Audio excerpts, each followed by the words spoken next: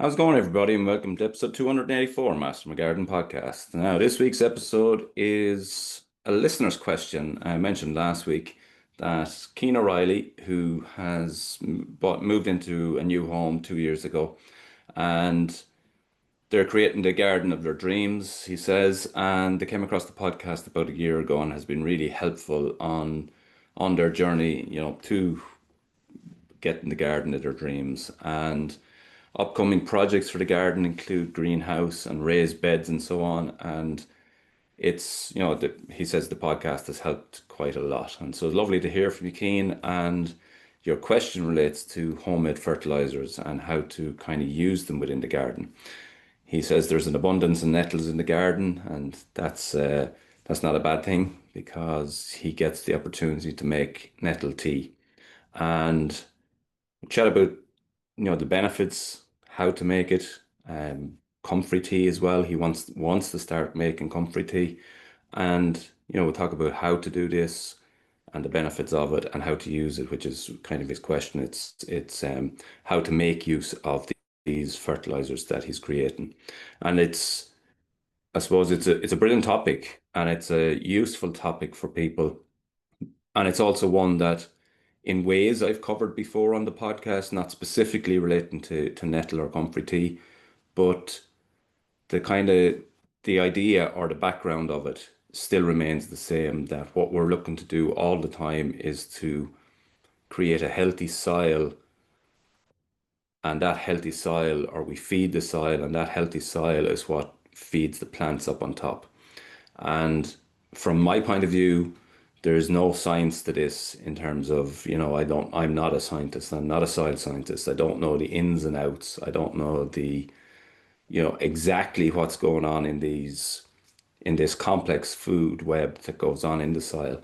But I do know one thing for sure, that when you treat the soil well, that what goes on top is certainly much more successful, much more healthy, and generally speaking, you're growing nutrient dense, resilient, and better plants up on top.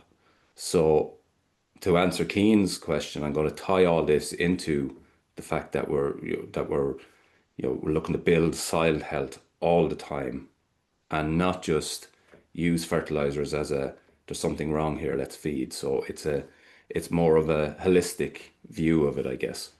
And I suppose there's multiple benefits of both comfrey and nettle tea and other sort of homemade fertilizers. So we might talk about some of those as well. And for me personally, I have used nettle tea on numerous occasions, or nettle fertilizer on numerous occasions. Currently not using it, and the only reason for that is just in terms of time. It doesn't take a lot of time, but it's more time than I can give it at the moment. But it is, and certainly was, fantastic when I used it. It's very, very pungent for anyone that has made it. For Cian, I'm sure you're seeing that it's extremely pungent. But what you do get is a similar response to what you get when you're applying seaweed. And seaweed is my go-to fertilizer. That's what I use on a regular basis. It's cold pressed seaweed. And the reason I'm using that is because of the soil health benefits, but also the how much healthier the plants always seem when you're using something like seaweed. And I would have got the same response when using nettle, nettle fertilizer. So that's kind of as I said, the way I'm going to come at this.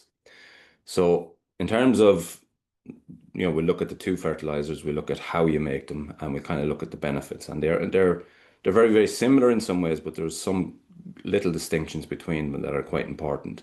So homemade fertilizers, they're obviously very sustainable. So if you're like Cian and you have these nettles in the garden, you're able to produce a quality fertilizer from those nettles, and that is obviously sustainable. Nettles have been used in organic production for a long number of years, and there is definitely some benefits beyond the fertilizer element. So in terms of microbial life, it certainly improves the microbial life, as all organic matter will when you're adding it to the soil. That is, key. As I say, we'll come at it from this point of view, that it's soil health number one, that in turn gives you plant health up on top. But nettle fertilizer specifically, it's a really high in nitrogen. So, when you look at your NPK, it's very, very high in nitrogen. It's quite low in P, and it'll be kind of a mid-level in terms of K. So something that's really high in nitrogen is very, very good for leafy crops or crops at the early stage of growth. So, for example, leafy crops would include all the brassicas, your cauliflowers, your broccolis, your cabbage, your Brussels sprouts, your kale, anything that's putting on leafy growth up on top. Really, really useful for that. It's also useful for most crops when it's in its leafy growth stage. So even things like tomatoes in the early stage of the year, when they're not putting out much flower, then it's a brilliant fertilizer to drive that initial growth at the start. And again, because you're adding organic matter, you are feeding the soil as well. I always find with seaweed and with the likes of nettle that you get a really resilient plant up on top. So you end up with a plant that has a glossier leaf, a darker colored leaf, and I find a kind of a tougher leaf, if that makes sense. So if you get your standard NPK fertilizer and you load it on, I find you get a lot of growth. But it tends to be if you felt the leaf of a tomato, just to use that as an example, it tends to be a really, really soft growth. And I find that that soft growth can be a little bit susceptible and less resilient than the hard growth. The leaf will be a little bit harder, a little bit glossier, has that dark look to it, and it's just a tougher leaf, which means that it's less susceptible to diseases, less susceptible to pests, and so on.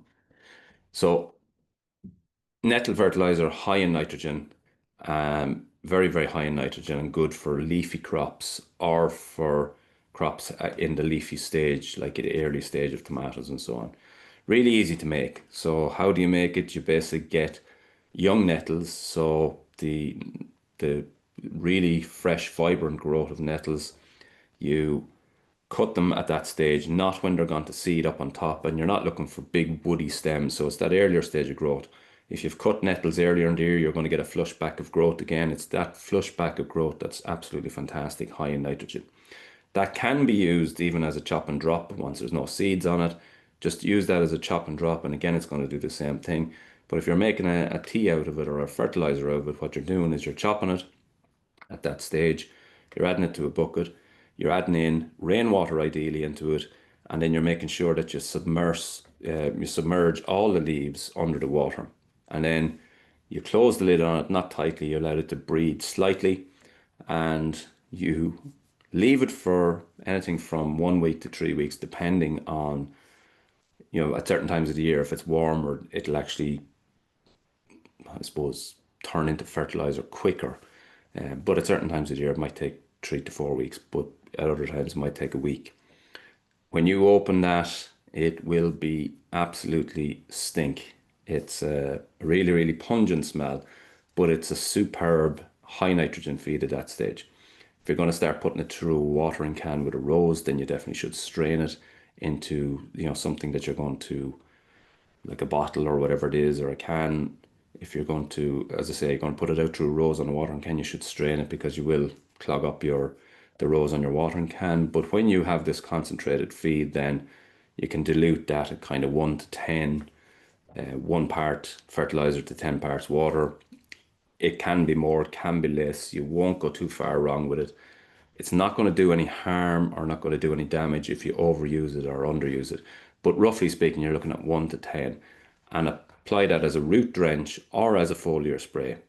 As a foliar spray, people will say that it has some, fungicidal properties and some insecticidal properties by using it as a foliar spray. I think it's more, again, to go back to what I said, it makes the leaf kind of tougher, gives a little bit of a tougher outer edge.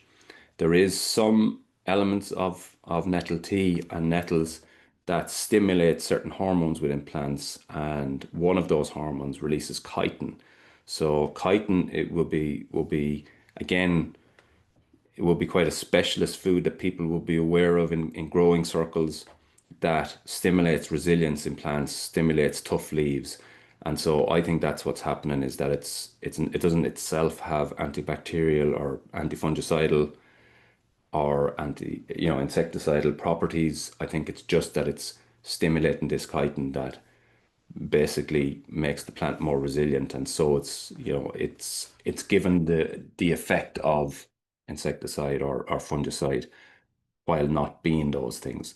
So it's hugely beneficial.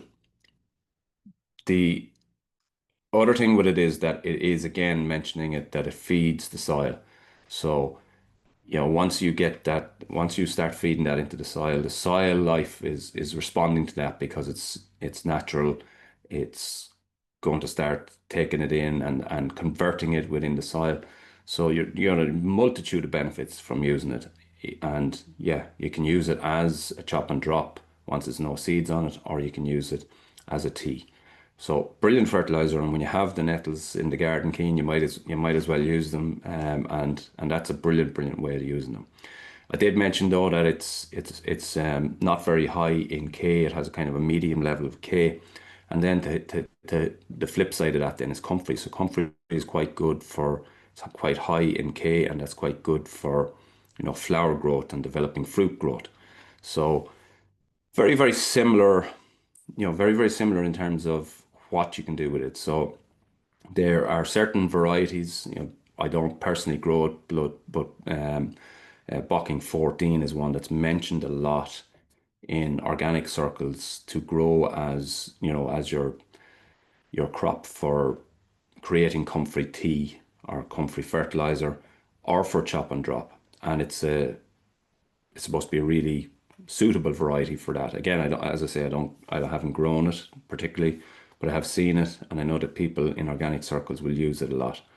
But the fact that it's high in K, it gives you a sort of a counterbalance to the high N of the nettles. So to use the two of them in combination, you don't need to use them at the same time, but if you're using it in the earlier stages of, say, for again, as an example, a tomato growth, you use your nettle feed for the first couple of months, and as flowers start to develop, you switch to your K, and then alternate every second feed, use one or the other. And you'll find then that that'll do a really good job because the plant is getting everything it needs. It's getting the nitrogen to continue to push out leaf growth up higher, and it's getting the K from the comfrey then to give you that fertilizer that's going to grow your flower, that's going to turn into your fruit. So by combining them, it's very useful. So the comfrey is going to be useful for anything that flowers and then produces, fruit or veg after that. So you're talking about tomatoes, squash, potatoes, peppers, any of those type vegetables within your garden. Also useful for a lot of your flowers within the garden, your perennials within the garden. And again, using it as it's coming to flowering stage is really beneficial. You can, a little bit like the nettle, you can use it as a chop and drop as well. So you just allow the flush of growth to come, then you just chop it, basically drop it wherever you want it around the plant, and allow it to break down naturally into the soil. The method for creating the fertilizer is quite similar to nettles. You can add it to water. You use probably a little bit less water, but you can add it to water. You can also just put it into a bucket and allow it to break down naturally without the addition of water, and it will create a liquid in there. You do need to strain it again if you're putting it out through a watering can that has a rose on it. But again, it's giving you that high K, and like the nettle fertilizer, it is feeding the soil. So you're not just getting a plant benefit, you're getting a soil benefit, which in turn gives you healthier, stronger, better plants up on top. So I suppose if you get the gist of what I'm saying is you're looking to feed the soil, and these fertilizers are superb additions to the soil life as well. And that, as I say, gives you these resilient plants up on top. Other things that are useful, around the home, banana peels, really high in K as well. They can be simply, if you're planting, something like a tomato, put them in under the tomato plant when you're planting it. They will add high levels of K. You can also mix them with water. I have never done that. I have often just dropped the banana peels, just chopped them a little bit, dropped them in around the base of tomatoes, and really, really useful. Anything that's fruiting, that's flowering, banana peels are good for that. Uh, likes the likes of seaweed. Then, if you do happen to live, close to the sea, and you do have access to seaweed, it again, you can use that. You're feeding the soil, and there's other options as well. For me here, something that I do when I'm cutting the grass, and I only did it last week, at this stage of the year, you're getting this really lush, vibrant growth that's really high in nitrogen. All I'm doing with that is tip up the box of grass right beside your borders, and then put a sprinkling, like an inch of it, all across the borders, everywhere. And that'll break down. And in a couple of weeks' time, when you go back, that grass will be disappeared. Now, don't put 3 or 4 inches, it'll turn to sludge. And if you get a really dry time, it'll go crispy first, but eventually that'll get digested by the soil life. And if you scratch back the soil in a month's time, 2 months' time, and continually do this, you will see a really dark, humus rich soil on top. So it's the same sort of a thing without the process of creating it. So it's again using chop and drop. So there's more than one way to do it. The liquid version, that Cian has tried, is a brilliant way, and then it's useful. It's convenient, in terms of going and feeding the likes of tomatoes or hanging baskets or whatever it is. It's a convenient way of doing it. The chop and drop is really useful then in beds and borders and so on. So loads of ways to do it, but again, the key to it is you're feeding the soil all the time, and when you're feeding that soil, that healthy, functioning soil microbial life is basically driving up healthy and resilient plants up on top, and so that's what we're all aiming for.